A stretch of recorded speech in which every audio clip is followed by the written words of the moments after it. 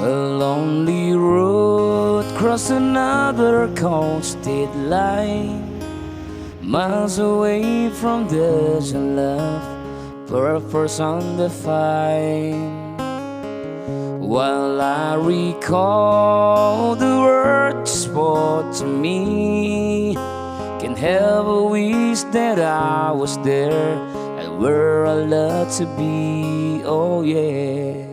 Dahil sa mag-isa na lamang akong pumapasok, ay pinilit ko pa rin na maging matyaga. Kahit na sobrang layo, ay pinilit ko pa rin gumawa. Bilang na lang sa araw ang hawak kong pera. Kasi hindi na ako sa Parañaque umuwi, kundi sa Santa Ana, Manila. Pull out na ako sa dating barracks na inuuwian ko. Kaya dumiretso ako sa kapatid ko para pansamantala ay may matulugan ako.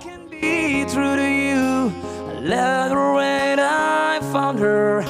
And now Tinuloy-tuloy ko nga ang pagpasok sa trabaho. Maaga akong umualis at maaga rin akong dumarating. Dahil sa pagdipat ko sa kapatid ko ay mas lalo namang nahirapan ako. Hindi dahil sa kaunti na lang ang pera ko, kundi hindi ko rin kabisado ang pasikot-sikot sa pagbiyahe dito.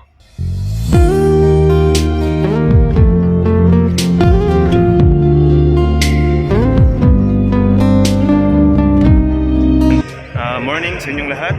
Umaga tayo ngayon, papasok ng trabaho. Nandito tayo ngayon sa Quiapo.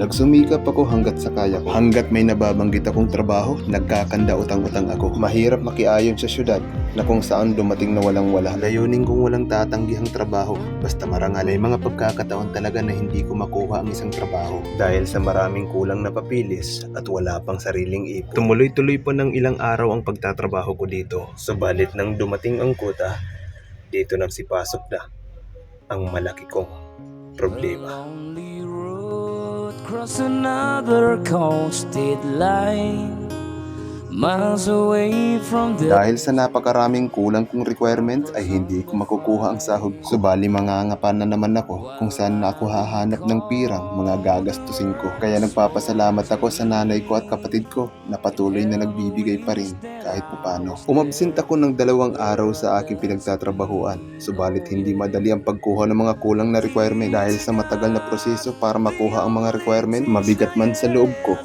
pero dito ko na napagpasyahan na tumigil na sa pagtatrabaho.